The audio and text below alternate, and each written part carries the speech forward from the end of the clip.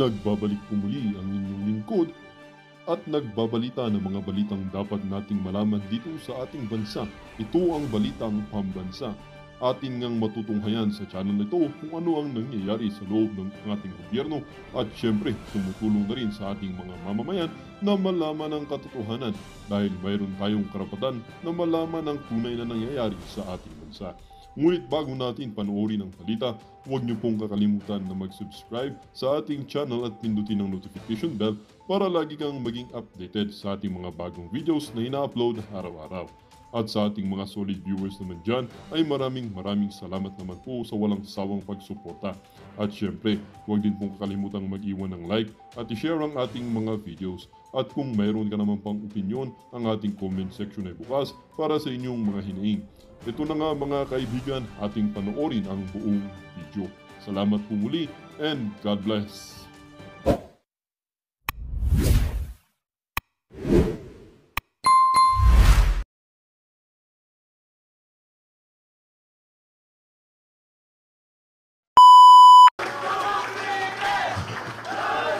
At isang napakagwapong premiadong aktor at famous awardee, si Philip Salvador. Very effective. Sila po ang mga nautusan bumili ng suka. So, para sa mga nabudol, nais kong iatid sa inyo ang dati nating mahal na Pangulo, Rodrigo Roa Duterte.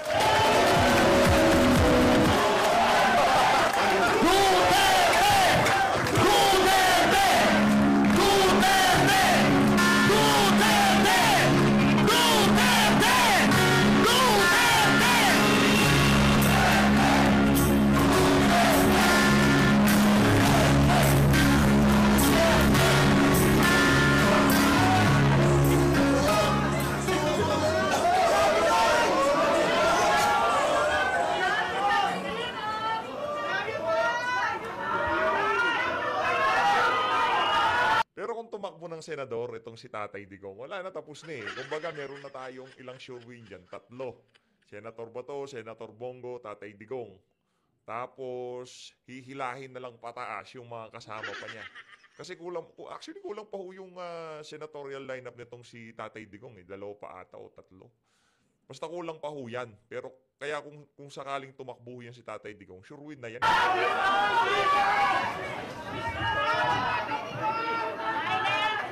Alam mo, may sarili akong subject matters sa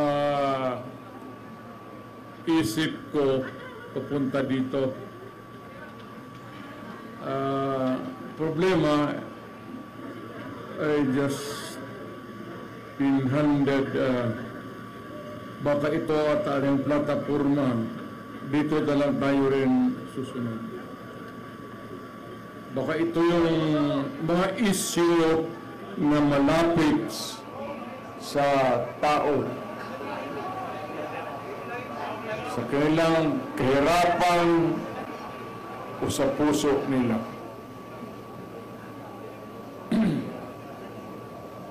Alam mo,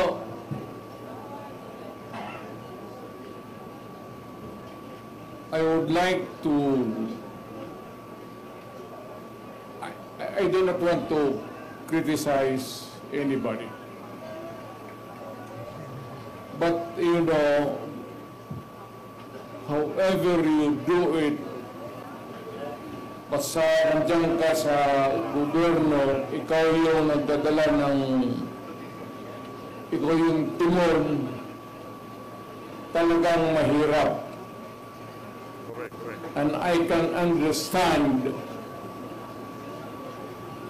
kung yung mga issue hindi ka agad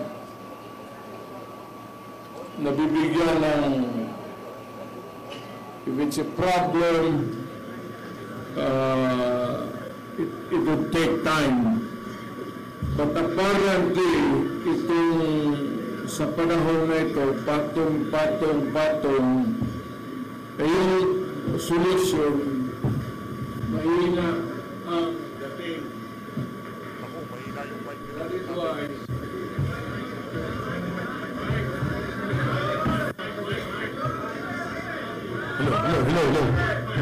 Excuse me.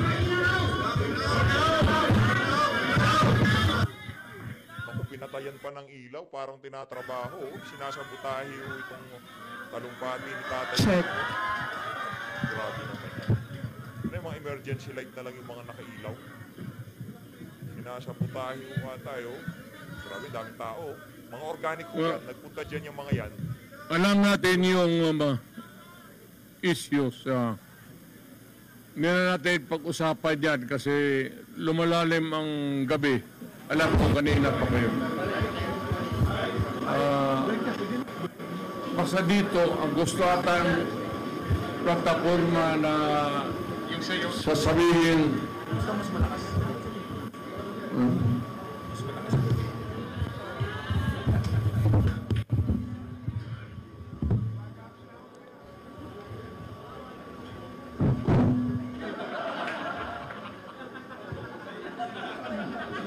kalimutan ko itong siya.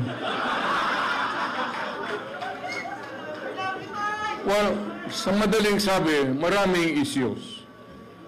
Hindi ko naman sinasabi na kaya natin kung tayo ang nandyan sa Malacanang. It's not that easy. I have been there. But ito, the guy is simply taking his time to come up with the solution of the problem. So kagaya nitong bigas, which is really tumatama yan sa tiyan pati sa puso ng Pilipino, hindi niya nakuha yung pinaka. Either is subsidized or whatever, but it goes on up and nahihirapan po ang Pilipino to cope up. Bukang hindi niya kaya na habulin yung presyo. Yan na lang sa pagkain. Huwag na yung iba. Tuloy natin yung graft and corruption. Nandyan yan eh. Baski anong klaseng administrasyon. Pero yung immediate, urgent need to solve is really itong presyo or the price of rice. Correct. Kailangan ni baka ako kung sa panahon ko sinasabi ko total we are endorsing the candidacies of so many bright Filipinos dito sa atin. Baka not the magic one, but makuha nila kung paano talaga bigyan ng solusyon.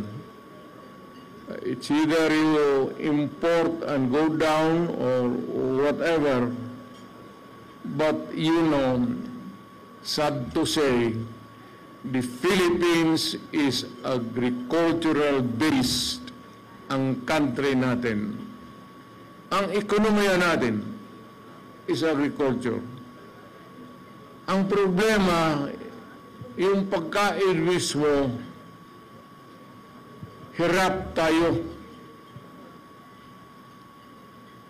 Well, of course, yung mga dumadating na typhoons could be one of the factors that can be,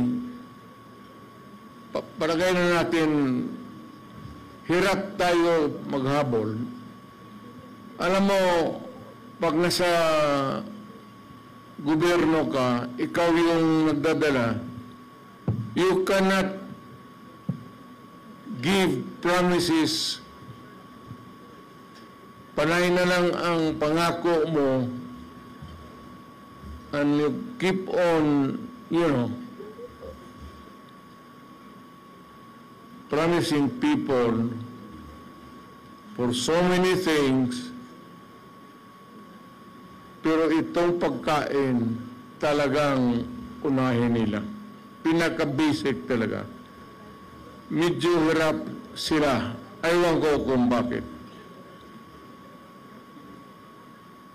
Ngayon, kung yung presyo ng bigas, yung presyo ng pagkain para sa Pilipino mas bababa ngayon,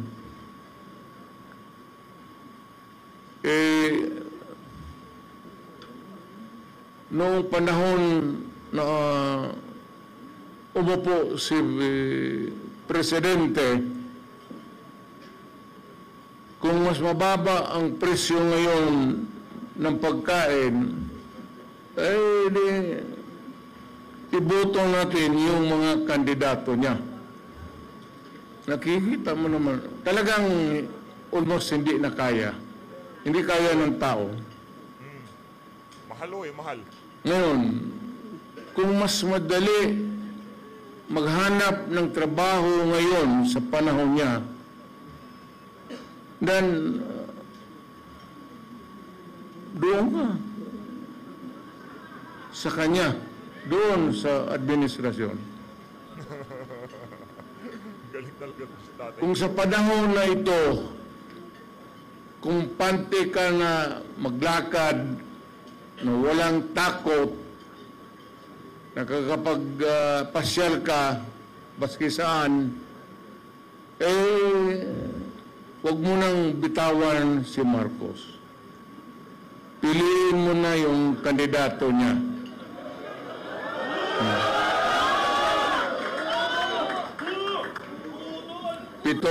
Pero pag sinasabi ko yung pag nagsasalita ako, gumaganyan ako, ibig sabihin, ito yung kapalit.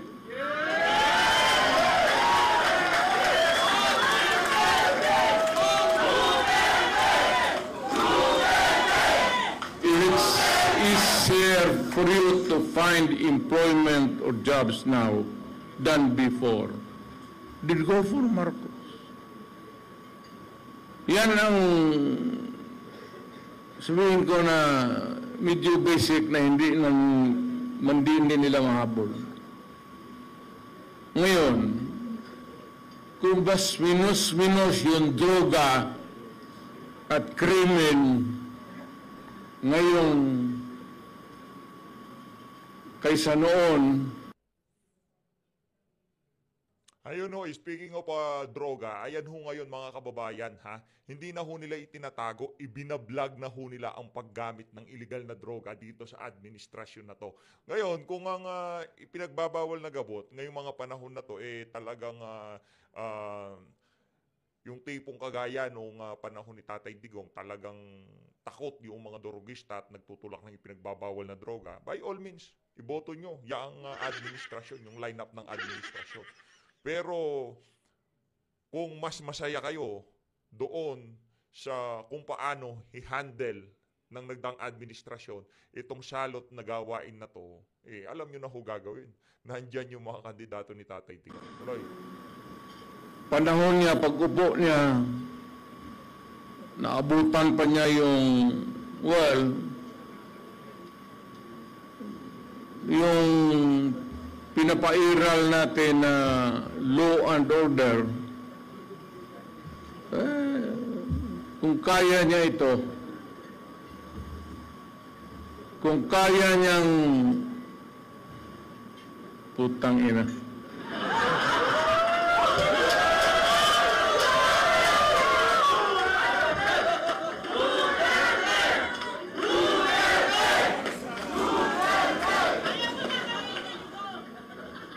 Alam mo kung ako ang drogista,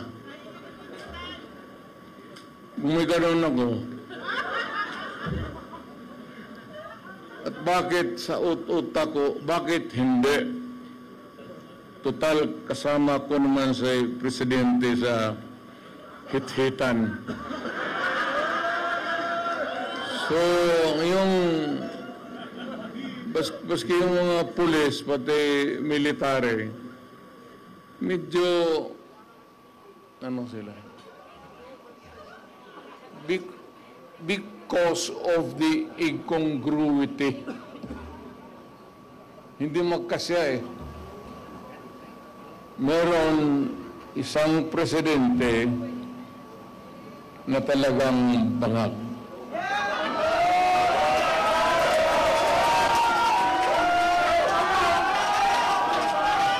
Hindi naman buang. Pero yung bisyo ng droga, long term yan. Correct. Oo yan. Maging ulol si Marcos,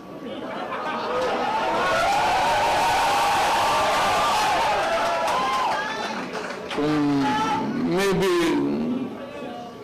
constant use of heroin, aabot pa siguro siya ng 80. Pero pagdating sa panahon na yan, hindi na siya gumagalaw. Hindi nakatindig lang yan sa kwarto niya. O natutulog.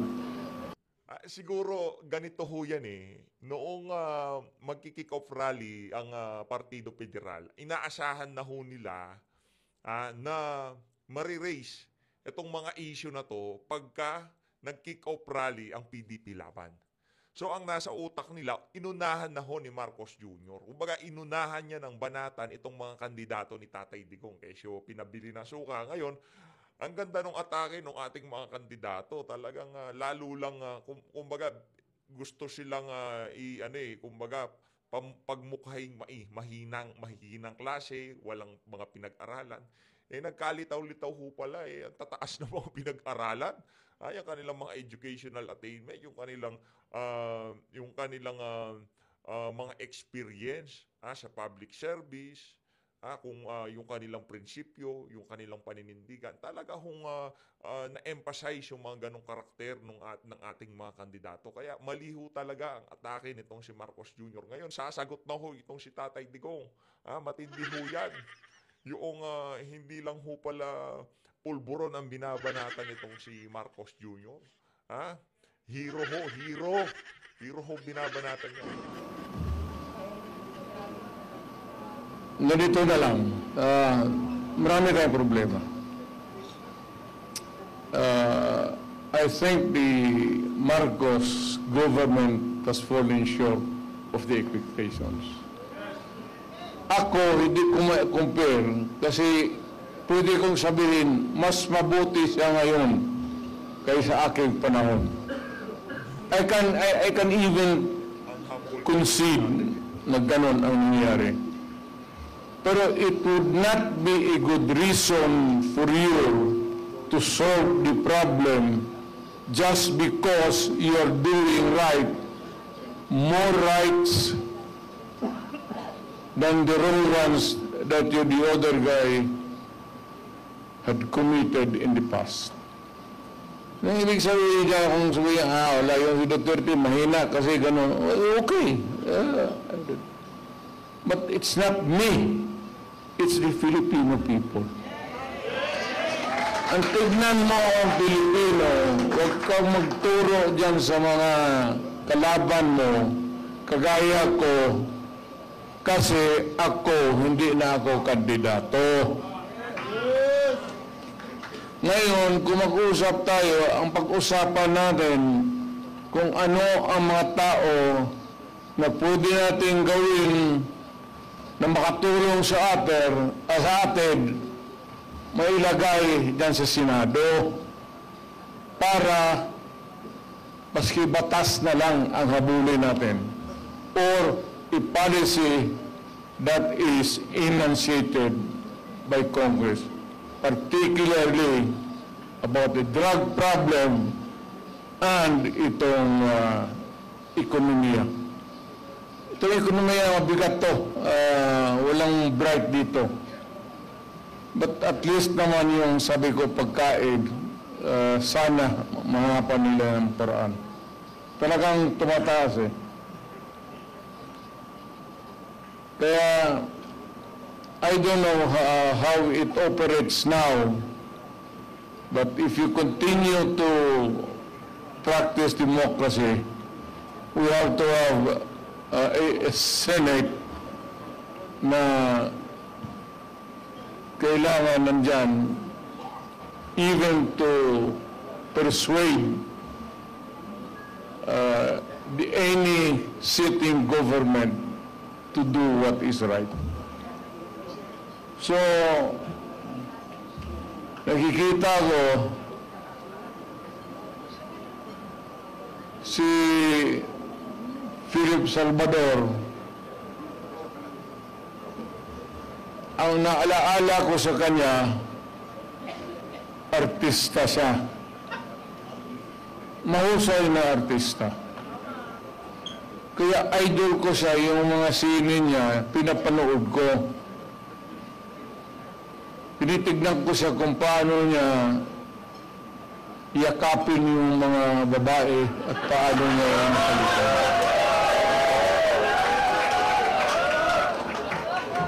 Well, aside from the fact that I know he would make a good senator, yun ang ang naalaala ko sa kanya na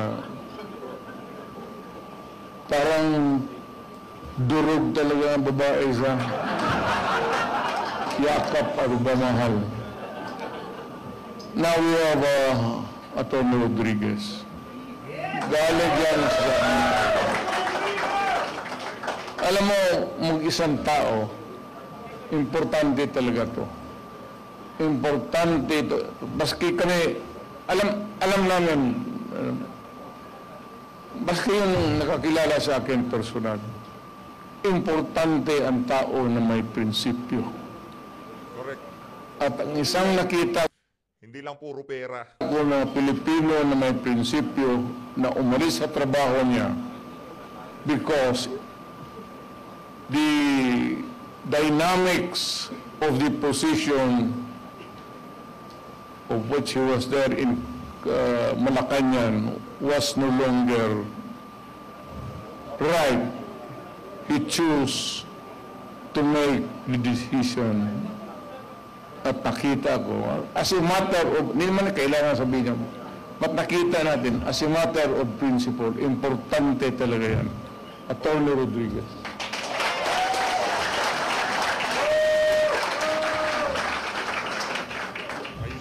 Itong Pero mahaba-haba yung pagpapakilala niya ho kay Atty. Vic. Medyo mahaba.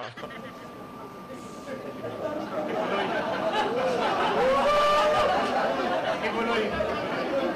Attorney Torion, for Pastor Kibuloy. apa ka kay Kibuloy? Representative. Tuma sana. Si Pastor.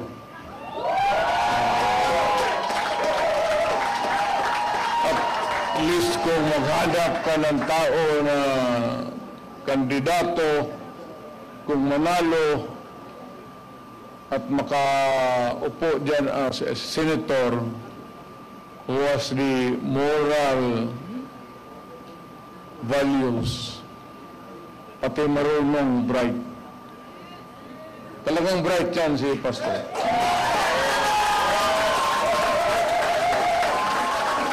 Hindi lang ninyo narinig kasi Pastor eh. Ang yung sinasabi, yung ganon, ang mga apostoles, ano ba lang itong alam, apostoles nga ba? Dito tayo sa politika ito eh. So, si Pastor Kibuloy para sa Senado. Maprinsipyo din ho yan, maprinsipyo yan. Nakakwentuhan ho natin nung isang araw yang si Pastor Kibuloy at bumilib ho tayo diyan sa kanyang mga advokasya, sa kanyang prinsipyo. Hindi ho mabibili ng pera yung mama na yan. Kaya kung naghahanap po tayo ng kandidato, yan ho talaga solido. Kung Marcoleta, Pastor Kibuloy, at siyempre, Atty. Vic Rodriguez, number 56 sa balota. Itong tao na ito, yung sunod na sinasabi ko, humahanga talaga ako. Yan. sa integrity pati yung utak. Abogado, pareho kami abogado eh. Ito pag nagsalita ito, hindi ko naman kilala to, but yung the constant exposure sa TV, parang natauhan ako, magaling to ah. Alam niya, sinasabi niya, pati tatanong-tanong ako, eh talagang is one of the upright na tao na ano, bira mong makita ng ganun. Yung mga bright na kariyan kasi ng mga bright, mga gago eh. Haluan nila yung trabaho nila ng kagaguhan. Alam mo, ako talaga, it was I who sought him. Ako naghanap sa kanya para makilala ko siya. Talagang bumilip ako sa kanya. Marcoleta.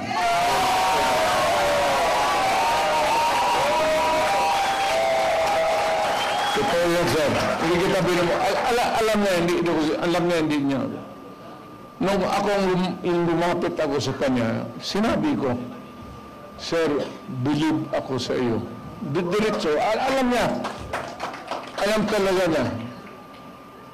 So, kailangan natin sa Senado. Ngayon, marami kasi sila, ano dapat ang gawin natin? Patayin natin yung mga senador ngayon para mabakante.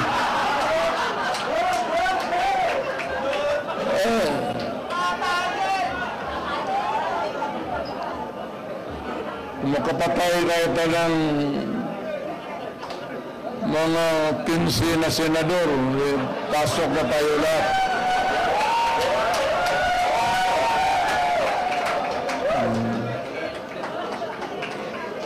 Nanunood. Meron na naman bagong ipambaba ng kay tatay. Pero kawawa naman. Pero nakakainis kasi yung, hindi naman lahat. Pero, sabi nga, talking of opportunities, the only way to do it is to pasabugin na lang natin yung ano.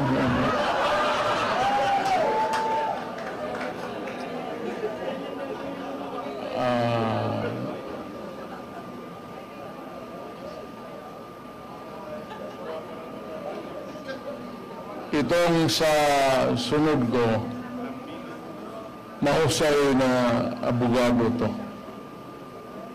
He's a practicing lawyer and he's really very bright. Marunong talaga to. Marunong sa lahat. Abogado, sa trial,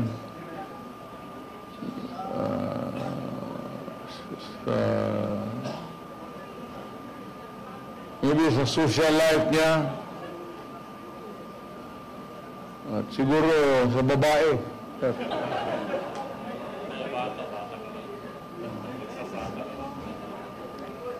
Huwag mong kalimutan yun, Mel, kasi yan ang pagpapabata talaga sa iyo. Totoo yan.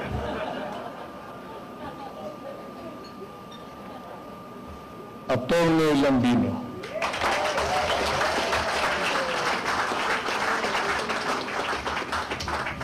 Hindi ko na kailangan. Siya dapat magpakilala sa akin. Baliktad. Hindi ko na kailangan ibandera. Kasi ako mismo gusto ko na siya ang mag-introduce sa akin pabaliktad. Hanga talaga ako nito. Noon siguro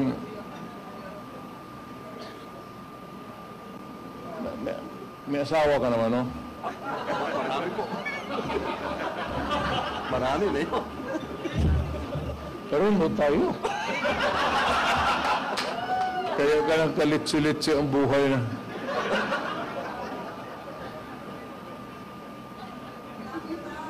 Yung akin, nandito siya. Kaharap ko. kasi PDP siya. Nag-iisa ka na lang, no? Itong ano ba, sitwasyon sa, I'm talking about Cagayan de Oro. You know what is really very, almost,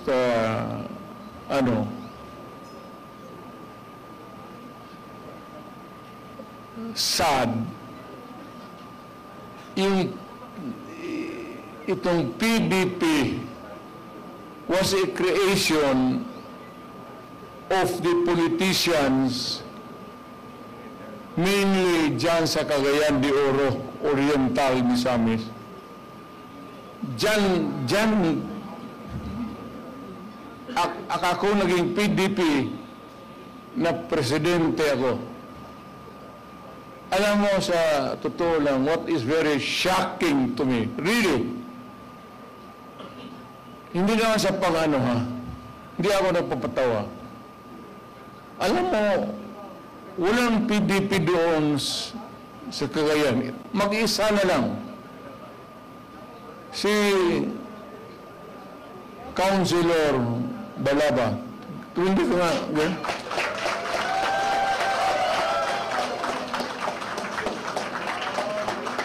Ay, pinatay ho pala talaga yung ilaw. Kanina, yung mga chandelier na yan, di na gumagana eh.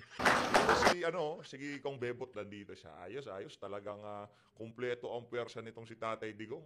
Ay, sino yan? Sino ho to? Sino to? Parang namumukhaan ko to, maputi. Hindi ba si Mong Katibi yan? Ay, si Mong Katibi nga. Grabe naman yan, madam. Talagang matindi ka, ha? Grabe yan. Kaya, Taray naman kasi, madam. Ang taray naman, tingin nga, sabay ganun. kailangan alagaan natin ng husto ang political ang wala ng PDP doon. Siya na lang, babae pa. Mabuhay ka, Girly Balaba.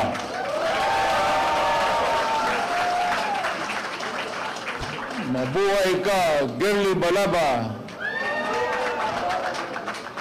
At si Rudy Duterte.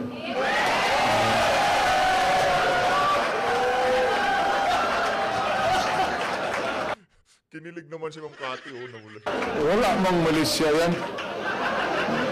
Gusto mo, idagdag din yung mga pangalan ninyo. Sino? Girly Balaba. Sino? Taas kamay. Huwag na. Tama yan.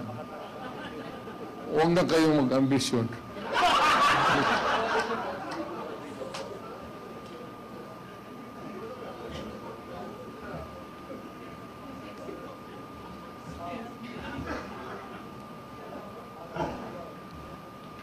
For the rare occasions that I visit Western Visayas, may nakita ako tao na talagang merong go na a lawyer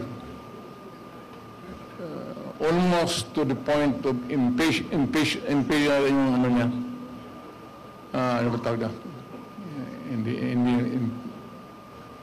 Basta nakita ko yung gusto talaga niya mag-survey sa tao. At minsan very long time ago, na hindi ito noon pa, may ambisyon siya. Not necessarily yung pagkamayor ngayon. But I heard him talk about politics and his keen interest na nakikita ko yung pagsasalita niya. So, nung nakita kami few days before the filing, I passed by Bacolod, nagkita kami. At nakita ko yun, I remembered his intelligence, his talent, and sabi ko, matagal na rin walang senador talaga ang Western Visayas. I would like to endorse him and for you to vote for him so that yung mga taga-Western Visayas na kapatid natin, bigyan natin, huwag tayo magsabi Ilonggo, Ilocano. Galing ni Tatay Digong, no, sa pagpapakilala ng mga ano niya. Talagang kilala niya. Nakita niyo ho mga kababayan, yung mga pasakali nitong si Marcos Jr. compare dito kung gaano kakilala nitong si Tatay Digong, bawat isinali niya sa kanyang lineup. Hindi yung tipong taga-Jensen yan, taga-Sarangani, di ba? Taga-Jensen yang si Manny Pacquiao, sasabihin mo, taga-ano. Diba? Hindi niya ho kilala yung kanyang mga kandidato, pero itong si Tatay Digong, pati ata bilang ng hibla ng buhok, alam ho niya sa mga kandidato niya. Ay, magmula dito kay Senator Ipe, kanino na ho tayo, na kay Senator J.B. Hinlo na ho tayo. Iboto ho natin lahat yan. Pagka pinagkatiwalaan ni Tatay Digong, sigurado magpe-perform. No, skip that thing. It's not proper anymore. Kung magsabi ka, Ilonggo ako, gano'n, do not talk about your tribe. Just talk about who you are at Pilipino ka at anong kaya mo. At ito talaga, kaya niya maging senador. Attorney Hinlo.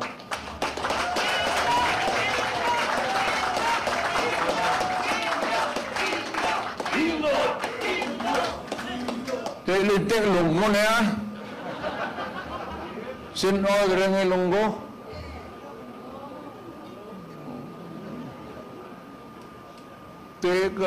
Padagon mo na si para may hindi naman sa pangano. It's not because I'd like to gusto ko na talaga na may representation ng Western Visayas.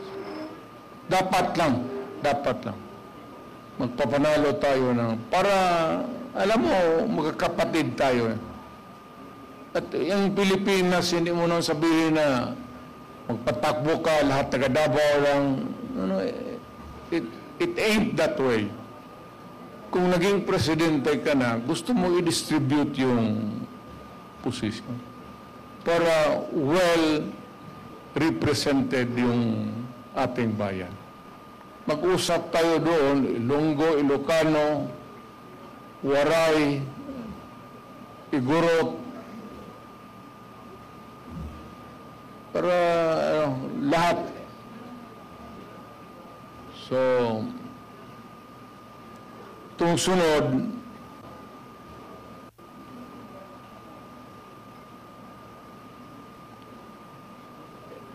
hindi ko naman siguro ipakilala ko to, kaya nakakamot ako eh. Kumakatituloy ang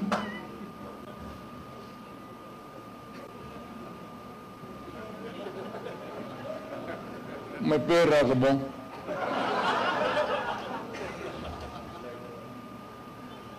May magkain tayo maya. Ikaw ang magastos, wala pa akong hapunan. Parang ang daming pera nito si Senator Christopher Bongo. Sen Bongo, pakanton ka naman, oh. Alam mo, ang istorya nito, ang aking talagang aid was a military man. Kaibigan namin, parang common friend. Military na not so because parang maluwang na pakisama niya sa civilian. Biglang naglaro ng basketball, yung bola galing kay Bato. Totoo yan. Last touch pala si Sen Bato eh. Pinasa niya doon sa kay Jimboy Halili. Tiniente yun. Pagsalo ng bola, natumba, namatay. Sabi ko, nung punta ko, sabi ko, nagsalo lang ng bola, namatay. So, yes, Mayor. Puta, ang bola, putaw, bakal, bola ng ano. O bakit namatay? Kasi pagsalo, tumba. Baka talagang sinadya na nilakasan ng gusto. Baka may pustahan sa yung laro na yun. Galing kay Bato yung bola eh. Kaya pag si Bato ang kalaro ninyo, huwag ninyong saruin yung bola. Hayaan mo, tumakilid ka lang pala. Eh, kasi doon namatay, hindi ako napapatawa. Yun talaga ang nangyari. Doon natumba, kaya ako, minsan yung nag-iisip ako kung patakbuhin ko ba ito si Bato o hindi.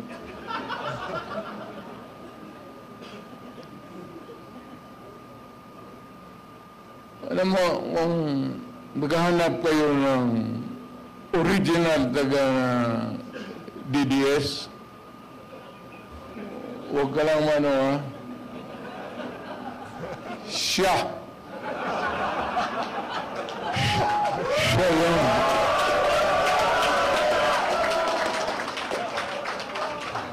Hindi ako.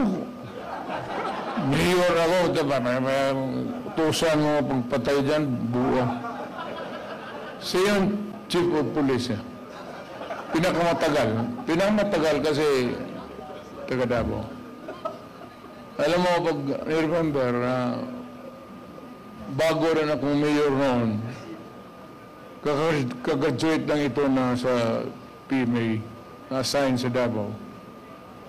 Tapos nag-asawa, doon sila nag-settle down. Kaya malapit talaga sa akin si Bato. Yung hindi sabihin bata-bata, tao-taohan. Kaibigan. Kaibigan na...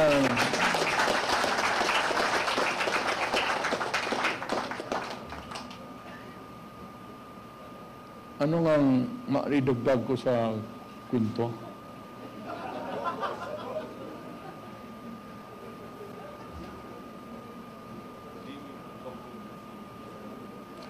Minsan itong mga putang inang kriminal. Sabihin na, Bato! Gusto po na, putang ina yung pabalik-balik yan sa... Gawin mo! Yes, sir! Minsan magsabi ko, tapusin mo na. Sir, kanina pa.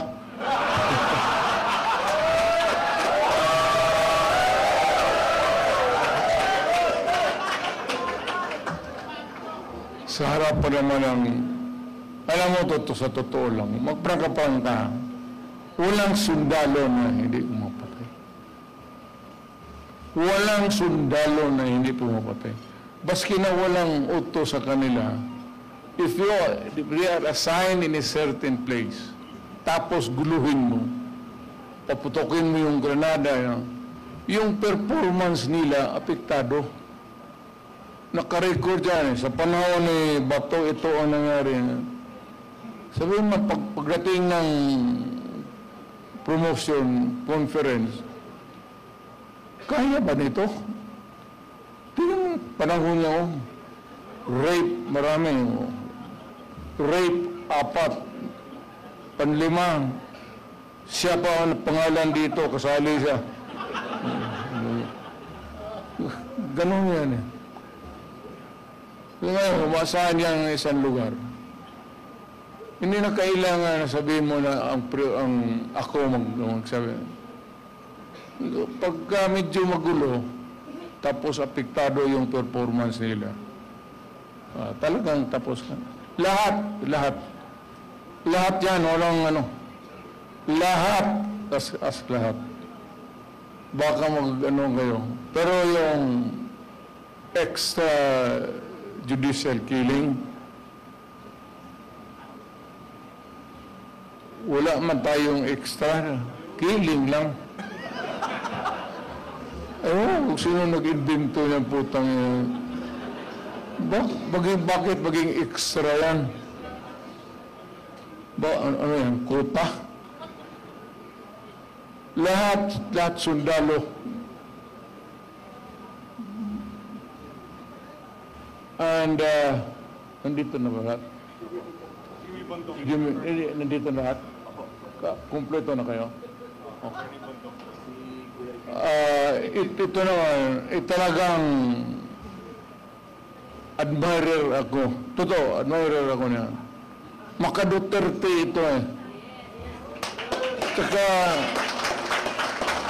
talagang maka-Duterte ito. Yung nakikita kami minsan, kumukuha siya ng law, ini-encourage ko. Sabi ko, tignan mo lang kung ano, medyo matrabaho lang sa oras. Pero kaya mo. Ako sabi ko rin na balang araw makukuha mo. Abogado talaga. Saludo ako. Jimmy Bundok. Talagang pwede na maging senador. Ito yung may taong may social conscience. Yung arte siya, wala yan. Yung usapin mo yung tao, yung patapos na yung trabaho niya, mag-acting. Ganun ito na eh. Philip. Kausapin mo nung wala na sa trabaho. Hindi yan madrama. Prangka ito kung kilala niyo ito prangka na tao yan. Diretso. Kaya nagustuhan ko. So, ganito na lang. Para marami ang tao natin, every meeting, baka sa lawag, kailangan magpunta na tayo lahat sa lawag. Magkaraban tayo. Baka sa sunod sa Bicol, at least para sigurado talaga na mayroong, natin alam kung ano ang diskarte ng mga tao doon eh. Baka kukunti lang, kung pupunta tayo lahat, punta tayo ng Bicol. Ngayon sa Davao, Buanga, punta tayo doon sa ticket,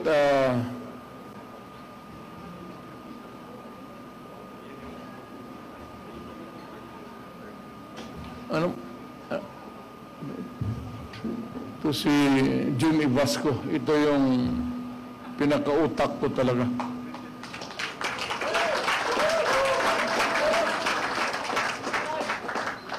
May pera tayo. Alam, wala rin talagang pera. Last minute, ambag-ambag lang kami. Ano ba sa Tagalog yan?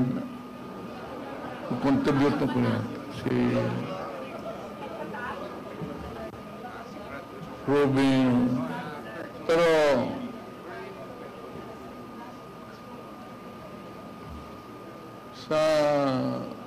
kung pumunta kayo ng Davao, totoo, kung ticket-ticket lang, kaya ng mayor yan.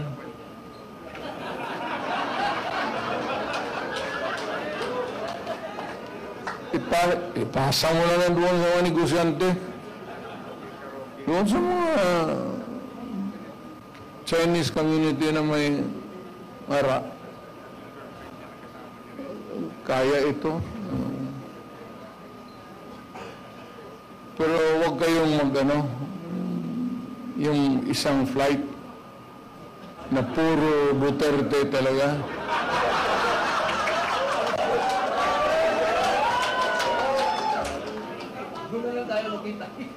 Kasi pag mag-take off yan, ang kabila, magsige, dasal.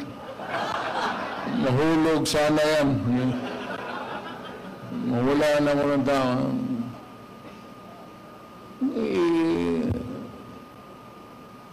Intervals, intersperse. Ito kayo ng Mindanao. Actually, hindi na ako nagluloko ha. Parang, ano ako. Kung mano kayo sa Davao, kindly drop by our place. Si Bongo, si Bato. Si Bongo kasi mayaman talaga to. May printing press. Walang problema nito sa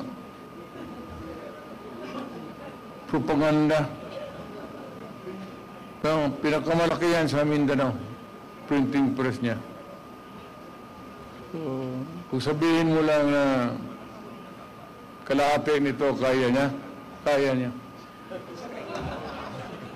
Sagutin mo na, Bong. Huwag kang mahiya.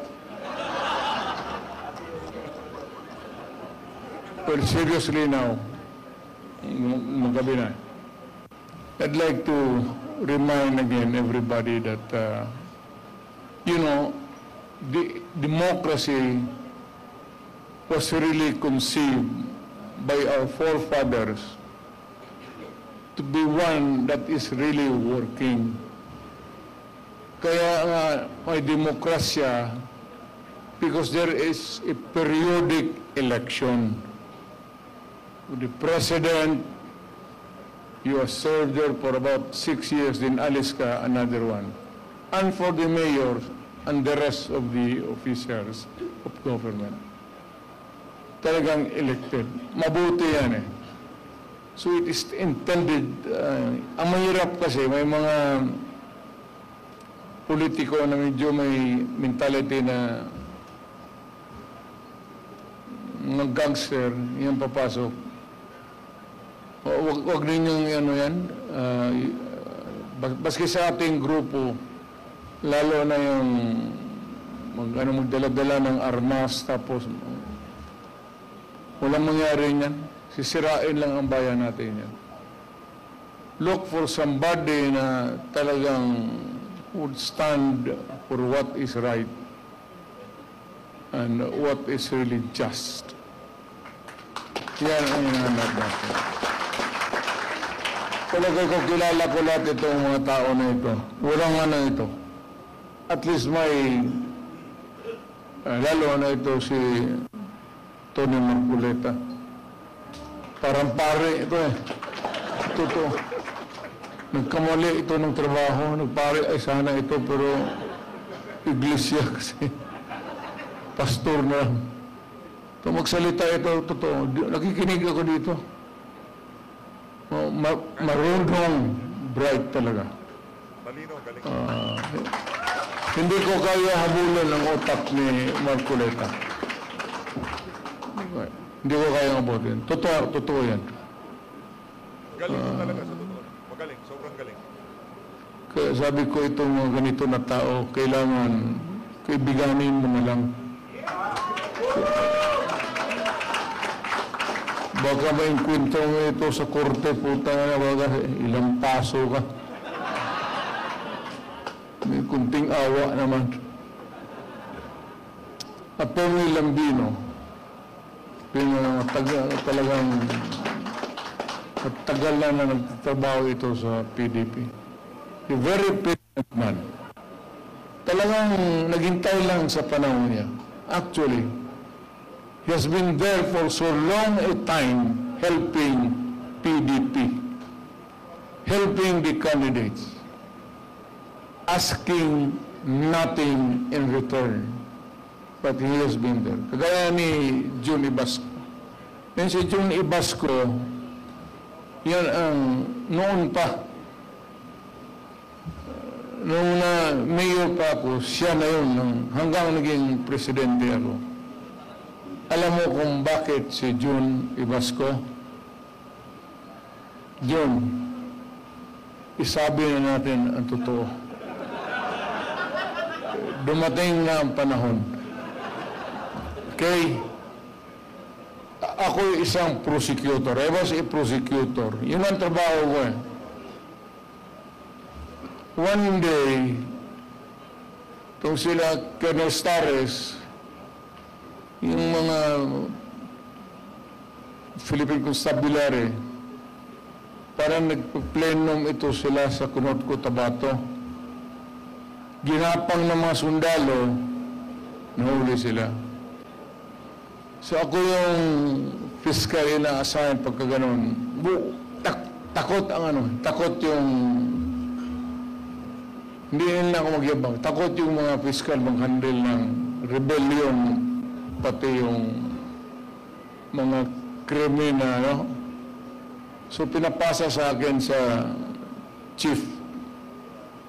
So ako nag-iimbestiga. Sabi ng ano na may nahuli daw marami.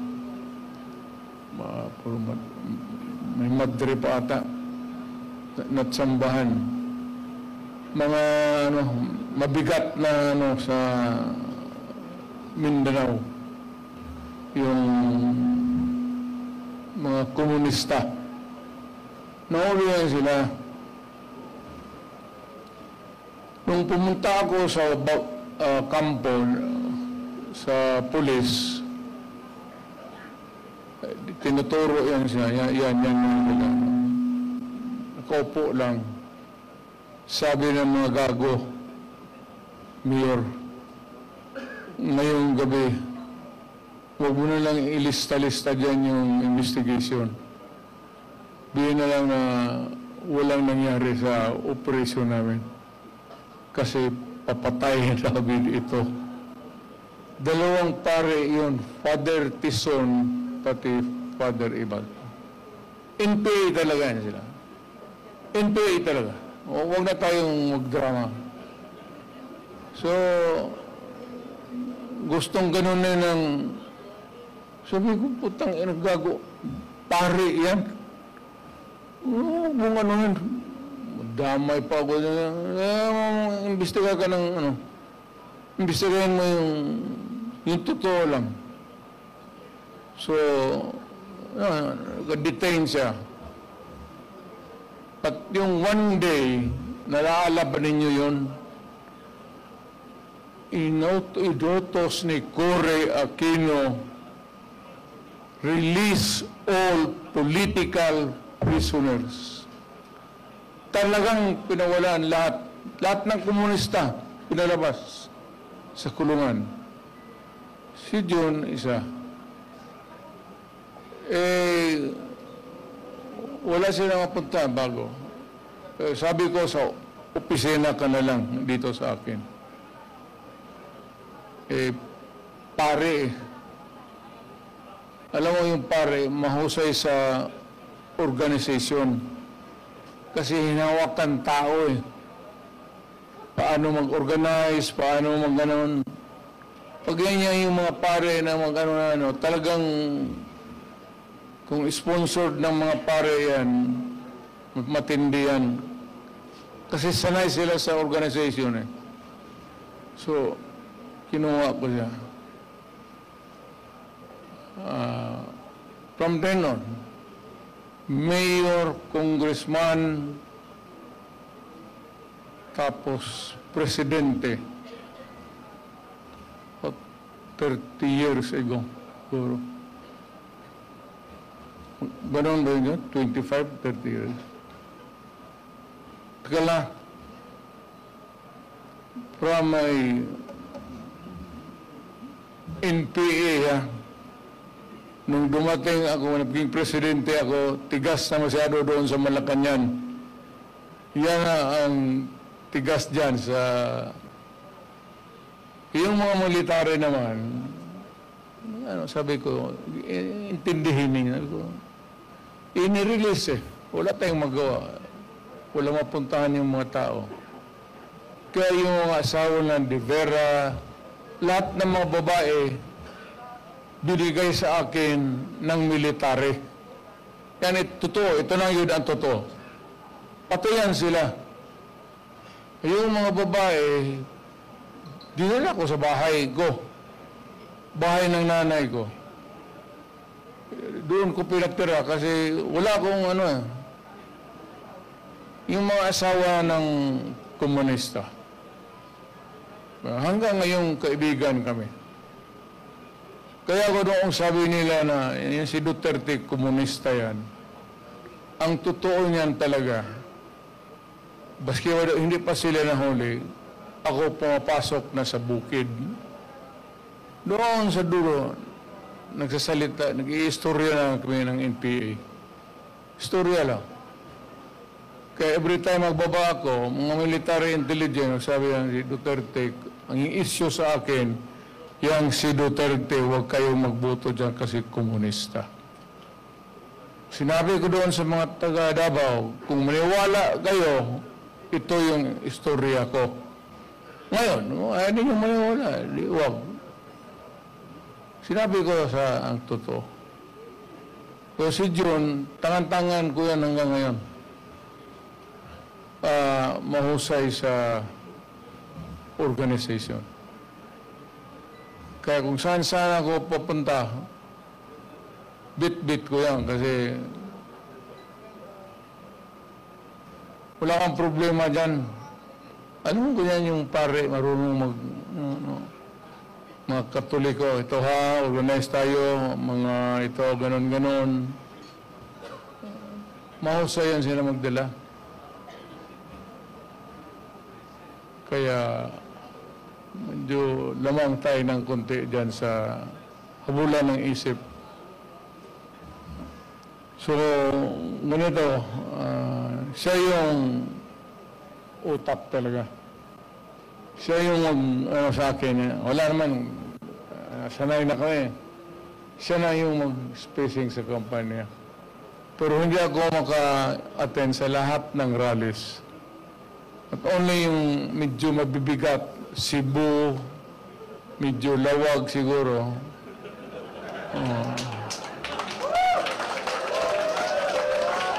Para, sabi ko kay Marcos, punta ako doon, mag-rally kami sa inyo. Yung mabibigat, sa Buanga siguro, gano'n. Nandoon ako, pero hindi lahat kasi una-una, sa totoo lang, wala tayong pera. I cannot sustain a campaign na yung diretso-diretso na maybe even sa katawan ko, hindi na rin. Alam mo yung aeroplano, hindi ba niyo ako, piloto ako when I was young, naglilipad ako ng aeroplano. Pero ngayong matanda na ako, paski yung may pressure, hindi man ninyo halata yung pagbaba mo sa aeroplano, medyo matamlay ka talaga. Ako ganun, hindi ko na kaya. Pero sa mga big rallies, I will be there to bigyan natin kay Junian. So, dito tayo magsunod kay Junian. Siya yung I trust him to do the job. So, siya yung magbigay ng program.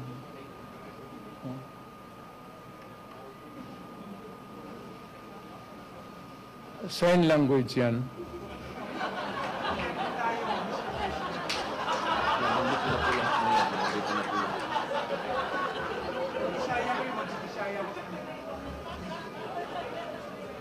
Kung ano gano'n yan?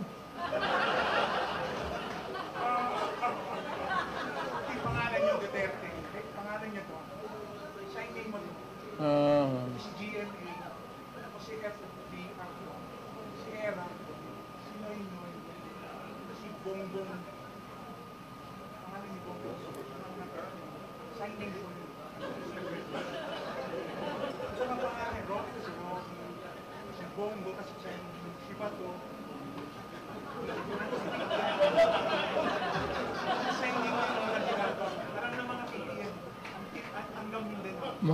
Magkita tayo bukas. Kasi mag-aaral ako para gano'n na lang. Mr. President, pwede ko sabihin sa mga babae, beautiful kayo, maganda kayo. Beautiful. Beautiful.